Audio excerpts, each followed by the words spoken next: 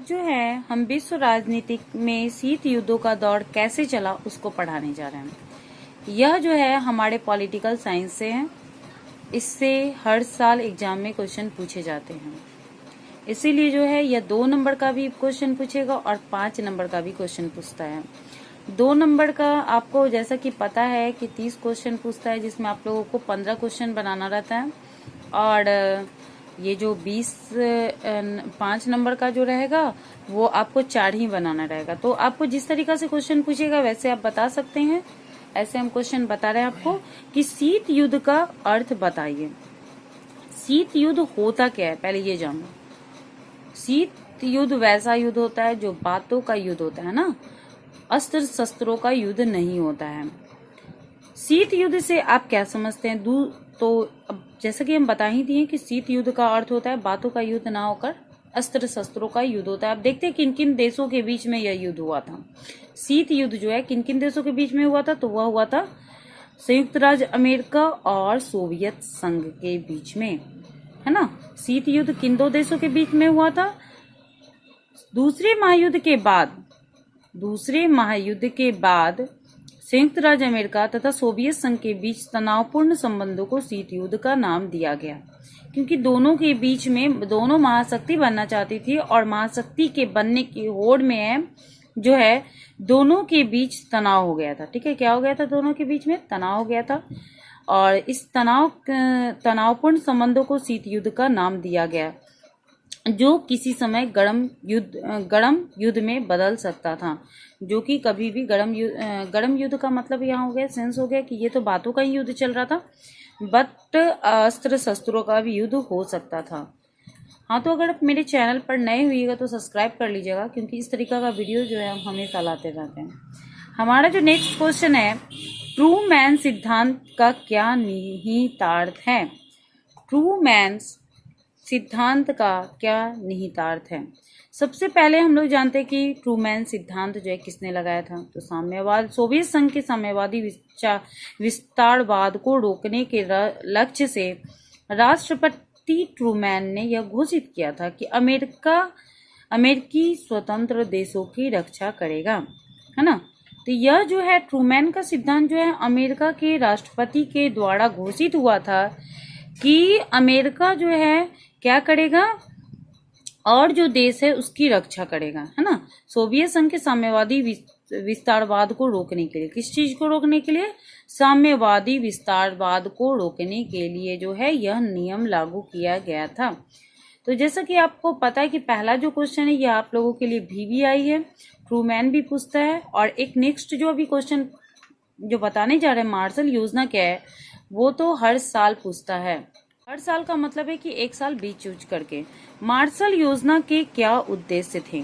Martial योजना के क्या उद्देश्य थे? यूरोप के देशों को वित्तीय सहायता देकर उनका आर्थिक पुनरुद्धार करना।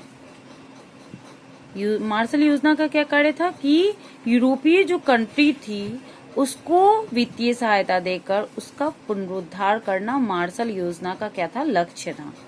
इन देशों का आर्थिक सुदृढ़ीकरण करके जहां साम्यवादी विस्तारवाद को रोका जाए, और साम्यवादी विस्तारवाद को रोक के, है ना, और उसको क्या किया जाए? आर्थिक सुदृढ़ किया जाए, आर्थिक ओर से क्या किया जाए? सुदृढ़ किया जाए। यही मार्शल योजना का उद्देश्य था। ये जो क्वेश्चन है सारा का सारा 2 नंबर में हम बता रहे हैं ना। मोलोटोव योजना का क्या उद्देश्य था? मोलोटोव योजना का क्या उद्देश्य था? अमेरिकी विदेश सचिव मार्शल की योजना से प्रत्युत्तर में सोवियत विदेश मंत्री मोलोटोव ने योजना बनाई कि पूर्वी यूरोप के देशों को वित्तीय सहायता देकर उसका आर्थिक पुनरुद्धार किया जाए। जैसा कि आपको पता है कि अमेरिका के द्वारा मार्शल योजना लागू किया गया था, जिसमें वित्तीय सहायता देकर यूरोपीय कंट्री का पुनरुद्धार करना था। जस्ट ऐसे ही जब पता चला कि मार्शल योजना जो है, अमेरिका के विदेश सचिव थे, मार्शल योजना लागू किए थे।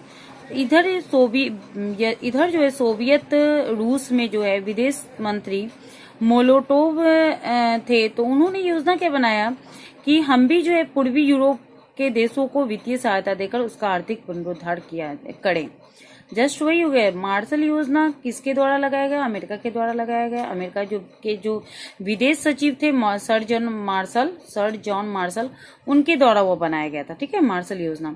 और यह जो मोलोटोव जो है, ये जो सोवियत रूस जो है उसके विदेश मंत्री मोलोटोव ने जस्ट यही योजना बनाई कि यूरोपीय जो कंट्री है उसको वित्तीय सहायता देकर उसका क्या किया जाए?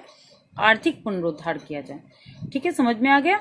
अगर कुछ डाउट हो तो आप हमसे क्वेश्चन पूछ सकते हैं। नहीं समझ में आया तो कमेंट करके बता सकते हैं कि मैम नहीं समझ में आया, तो फिर हम दूसरे तरीका से आपको बता देंगे। गुट निरपेक्षता का शुद्ध अर्थ बताइए। गुट निरपेक्षता का शुद्ध अर्थ बताइए। गुट निरपेक्ष आंदोलन की कोई दो विशेषताएं लिखिए। तो सबसे पहले क्या हुआ था कि आप जैसा कि पता है कि शीत युद्ध जब हुआ था तो बहुत ही परेशानी हो गया था। सभी क्या हुआ था? ये शीत युद्ध किन दो देशों के बीच में हुआ था? तो अमेरिका के बीच में हुआ था, संयुक्त राज्य अमेरिका और सोवियत रूस के बीच में हुआ था। इसके कारण जो है यूरोपीय जो कंट्री थे उन लोगों को काफ़ी परेशानी झेलना पड़ा था। तो इन लोगों ने क्या किया कि गुट निरपेक्षता की शुरुआत की थी। किस चीज़ की शुरुआत की थी? गुट निरपेक्षता की शुरुआत की गई थी। जैसा कि हम लोग देखते हैं कि दोनों महाशक्तियों के सैनिक गुटों में शामिल ना होना। अब दोनों जो कंट्री थे, जैसे सोवियत रूस हो गया और अमेरिका जो हो गया, उन दोनों महाशक्तियों के सैनिक गुटों में शामिल ना होना, उन लोगों को गुट में शामिल नहीं होना था। किसको नहीं शामिल होना था? तो सैनिकों को। युद्ध या शीत युद्ध की निंदा करना। और इन लोगों का क्या काम था? सभी का, यूरोपीय जो भी लोग थे उनको यह करना था कि शीत युद्ध की निंदा करना था, ताकि यह जो माहौल गर्म हो चुका था, क्योंकि दो विश्व युद्ध हो चुका था, तृतीय विश्व युद्ध होता तो क्या होता पता नहीं था।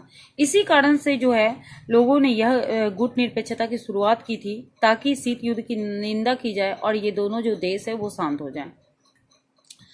पता है कि कोई भी देश जब शक्तिशाली बनना चाहता है तो वह अपने शक्ति को दिखाना चाहता है। अंतर्राष्ट्रीय शांति बनाए रखना, मतलब अंतर्राष्ट्रीय गुट निरपेक्षता का एक ये भी उद्देश्य था कि अंतर्राष्ट्रीय शांति जो है वो बना रहना चाहिए। सुरक्षा व सहयोग में योगदान देना। और सुरक्षा सभी कंट्री को, यूरोपीय जो भी कंट्री थे उसका भी सुरक्षा, अगर ये लोग लड़ते तो उन लोगों को भी परेशानी हो रहा था। तो इसलिए इन लोगों ने कहा कि सुरक्षा व सहयोग में योगदान देना। ठीक है, तो हमारा जो नेक्स्ट क्वेश्चन है वो गुट निरपेक्ष नीति की व्याख्या कीजिए। गुट निरपेक्ष नीति की व्याख्या कीजिए। तो पता ही है कि गुट निरपेक्ष जो था वह क्या था? तो यूरोपीय कंट्री जो है शांति बनाए रखने के लिए जो है गुट निरपेक्ष का निर्माण किया था। यह दोनों कंट्री जो है अमेरिका और सोवियत रूस दोनों के बीच जो है उस समय शीत युद्ध चल रहा था, इसी के कारण गुट निरपेक्ष का निर्माण किया गया था। शीत युद्ध के दौरान विश्व सामान्यतः दो भागों में विभाजित हो गया था, संयुक्त राज्य अमेरिका और पूंजीवादी व सोवियत संघ के नेतृत्व वाला समाजवादी। जैसा कि आपको पता है कि अमेरिका जो है पूंजीवादी है और पूंजीवादी देश है, और सोवियत रूस जो है समाजवादी गुट है। ठीक है, तो इन दोनों के बीच में क्या हुआ था? शीत युद्ध स्टार्ट हो गया था। इस स्थिति में एशिया और अफ्रीका के 9 स्वतंत्र राष्ट्रों ने अपनी राजनीतिक स्वतंत्रता बनाए रखने व मतलब कि इस समय हम बोले थे ना कि जितने एशिया यूरोप के कंट्री थे वो अपने आप को भी जो स्वतंत्र देश थे वे अपने आप को, जैसा कि पता है कि एशिया और अफ्रीका के 9 स्वतंत्र राष्ट्र ने अपनी राजनीतिक स्वतंत्रता को बनाए रखने के लिए कि हम स्वतंत्र रहें, दोनों महाशक्तियों से आर्थिक तथा सैनिक लाभों को प्राप्त करने के एक नवीन आंदोलन को जन्म दिया।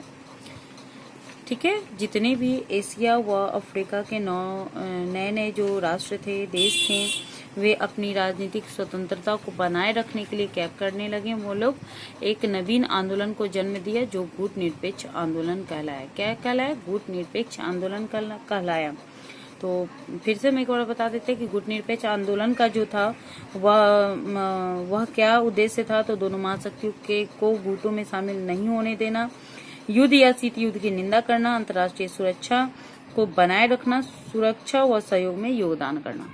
ठीक है, फिर हमारा जो नेक्स्ट क्वेश्चन है वो है विश्व व्यापार संगठन। ये आपको ज्योग्राफी में भी क्वेश्चन पूछता है। ठीक है, कुछ क्वेश्चन ऐसा होता है जो ज्योग्राफी हो, इकोनॉमिक्स हो या पॉलिटिकल हो, सब में पूछता है, इसलिए आप लोग किसी सब्जेक्ट को हार्ड ना समझे। तो क्वेश्चन जो है हमारा, विश्व व्यापार संगठन कब बना? किसी एक देश का नाम बताइए जिसने इस संगठन को अपने हितों के लिए इस्तेमाल किया।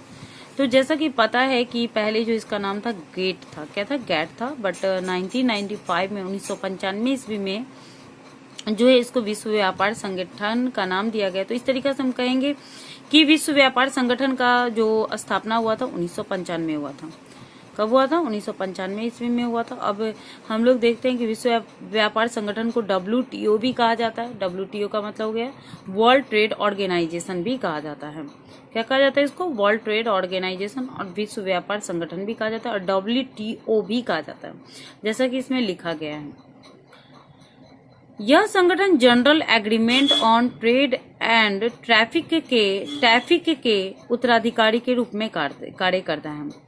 यह किस रूप में कार्य करता है? General agreement on trade and tariff के उत्तराधिकारी के रूप में काम करता है। इस संगठन के नियम के मुताबिक इसके निर्णय सदस्य देशों की सहमति के आधार पर लिए जाएंगे।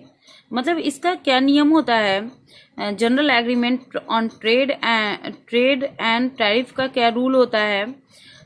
रूल होता है क्या कि जितने भी सदस्य देश हैं उसकी सहमति के आधार पर ही कोई भी निर्णय लिया जाएगा, ठीक है। परंतु व्यावहारिक तौर पर अमेरिका और यूरोपीय संघ जैसी बड़ी आर्थिक शक्तियों इसके नियमों के अपने हितों के अनुरूप मोड़ने में कामयाब रही, किंतु जो बड़े बड़े कंट्री थे, जैसे अमेरिका है, सोवियत संघ और भी बहुत सारा कंट्री है जो शक्तिशाली थी, वो अपने हितों के अनुरूप इसको क्या करने लगा था? मोड़ने लगा था। क्योंकि इससे जो है विदेशों से व्यापार करने के लिए जो भी लाइसेंस वगैरह बनता है तो उसी से बनता है।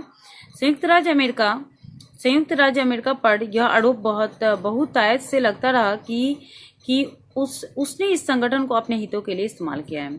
और यह जो है संयुक्त राज्य अमेरिका पे हमेशा से ये आरोप लगते रहा है कि WTO का जो निर्माण हुआ है इसका जो है अमेरिका हमेशा से फायदा उठाते रहा है, ठीक है। इसी के साथ हमारा वीडियो यह समाप्त होता है। थैंक यू मेरे वीडियो को देखने के लिए। अभी जो भी क्वेश्चन बताएं वह आपके एग्जाम के व्यू से बताया गया और बहुत ही इम्पॉर्टेंट है।